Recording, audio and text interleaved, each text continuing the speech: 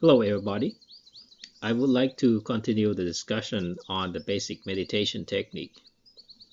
Just like everything else in life, when we do things, we have purpose. And the purpose for meditation is to exterminate suffering from our mind. Everyone who were born to the world always suffer, and we know about it. And we always try to find different ways to relieve from suffering. We develop technology to ease the pain, suffer pain from our body. We also create entertainments to make our senses more satisfied. We do multiple things in life to avoid suffer. And of course, this is a conventional way to avoid suffering, is to avoid the problem. In the meditation, in the Buddhist teaching, Buddha teaches us to face the problem directly. And the way to face the problem directly is to know the suffering has arisen right in front of our eyes. And find out, dig into the root cause of suffering until we actually clear what is the root cause of it and be able to let go what that is. And then we become liberated. Of course, this is easier said than done. And we have been taught to several techniques to reach that goal. So today, I would like to describe the experience of a meditator who actually walked toward this path so that everyone can understand why we're doing this. So this we can put into the analogy of a boxer. Put yourself on the stage. Okay, so in this game of boxing, we have the stage and we have place out of that stage. Where's the stage was created? The stage is created by us reinforcing itself to the precepts, to sets of rules that actually keep us from generating any more suffering in our mind. Those precepts, they have different rules, and in Buddhism we have 5 basic precepts. That is not killing animal, not stealing other people's belongings, not performing any sexual misconduct, not telling lies or create delusions, or not intoxicate ourselves and our mind.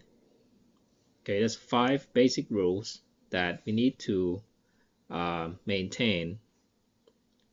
Similar way we maintain the stage of boxing. We actually start fighting for something now. And if we set the stage, we want to fight, of course, we want to win that game. And who is our enemy? The enemy is craving inside our minds, attachment, or you can say it's greed, hatred, or delusions inside our mind. Of course, we go onto stage fighting with the enemy, which is inside ourselves. It's first is able to identify what this enemy looks like in reality, because it typically hides in plain sight. So the easiest way to identify what enemies look like is just simply go to a place that is quiet and relaxed and sit down, focus on the breathing, naturally, breathe naturally, and just keep focused on the breathing. Your enemy will resurface right in front of your eyes. What are those enemies? When you close your eye, the minds are used to think. The mind used to feel. The mind used to grabbing imaginary objects, sensations that the minds like to create it and attach it to itself. So those are the enemies. And the first thing is to know. That's the first step, is knowing that the minds have a tendency to go to grab those things, which is all imagination, because we're just sitting here and do nothing. It also likes to tell you that there's no point to just go sit and relax. It's better just to go have fun, play games, watching internet, something that satisfies our senses. Of course, those are delusion as well, because we know that whatever technology we created is a temporary solution. Of course, temporary solution is easier to be implemented, but we actually want to seek for a permanent solution. So, just like people who are addicted to drugs, if that person sitting still and the drugs are taken away from him, of course he's going to suffer. He's going to struggle to obtain those drugs again to satisfy his own sense. Similarly, this is the exact same way when we sit and meditate and the minds struggle to find something that we like, imaginary stuff or real stuff, enough that actually we shift attention up, that you actually get up and do those kind of things and ignore doing meditation. So, of course, when we first fighting in this stage, it's not going to be easy, because those things we always want us to go do something else. And of course, like the boxer on the stage, in order to stay in the stage, he has to be very mindful. Of course, without being mindful, we will get hit from our opponents at all times. And that's when suffering arises in our mind. So, on the stage in the meditation, we always want to maintain our minds in a reference point, which is breathing, or something that you actually, the mind feel happy to stay. As it's like a temporary anchor stage for the mind, so that the mind can detach from other things. So the breathing would be one of the best reference to anchor for too, until you actually be able to let go so many garbage from your mind, or from my mind. So this is the way we practice meditation. And so what else we do on the stage? Of course, enemies will always try to hit us at all time. It's up to us to be mindful. But that is not enough. When the enemy hits us, we have mindfulness to capture, we have awareness of that, the punch. We have to dodge it, right? The way we dodge is actually go back to the breathing. And you can see that all those attacks is just come and go. But of course, it will keep attacking us. That's because the mind still have curiosity about what is happening.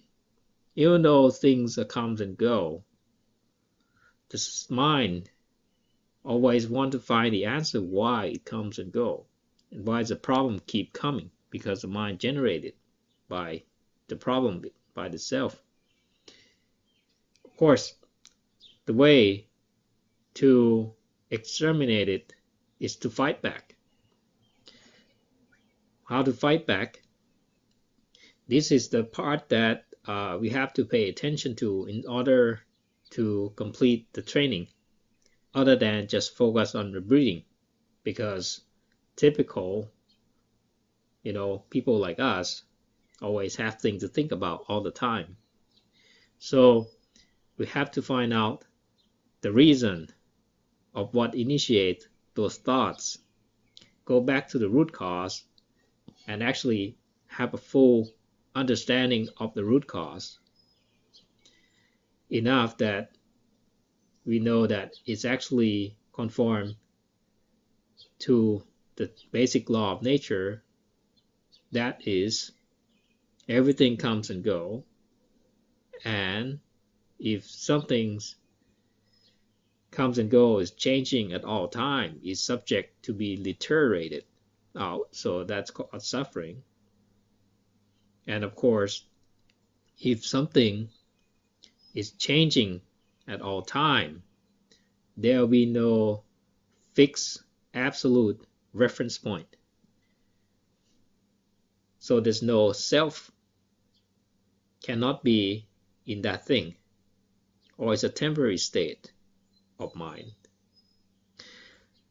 With the clear understanding of that subject that actually we investigate or contemplate on, we are able to be clear from any confusion, from misunderstanding, and we are able to let go that problem. And that problem will never come back to you anymore. And that's how you actually win the game in this stage for that opponent. Now, of course, there are so many opponents. It's actually surface from your mind when you actually sit back and relax. And this is how we actually practice meditation in reality. It could be a long process, it could be a short process, depending on how much we have been taught and trained through our past experience. So, of course, if we keep practicing, first is to calm the minds down, have mindfulness, and see how all the problems surface from showing up from the mind, analyze it, and break down the components, and be clear from all those problems. So it takes a long process, but it actually will be liberated from suffering, small steps at a time. So I hope this information is useful for everyone, especially those who are in the path of practice meditation. And I've done this for quite some time and actually found it very effective. And this is not what I come up with. It's something that actually been taught and what I have experienced. So I share it to everyone. Thank you very much for listening. Hello, everybody. I would like to continue the discussion on the basic meditation technique. Just like everything else in life, when we do things, we have purpose. And the purpose for meditation is to exterminate suffering from our mind. Everyone who were born to the world, what is the root cause of it, and be able to let go what that is, and then we become liberated. Of course, this is easier said than done, and we have been taught to several techniques to reach that goal. Buddha teaches us to face the problem directly. And the way to face the problem directly is to know the suffering has arisen right in front of our eyes. And find out, dig into the root cause of suffering until we actually clear always suffer and we know about it. And we always try to find different ways to relieve from suffering. We develop technology to ease the pain, suffer pain from our body. We also create entertainments to make our senses more satisfied. We do multiple things in life to avoid suffer. And of course, this is a conventional way to avoid suffering, is to avoid the problem. In the meditation, in the Buddhist teaching,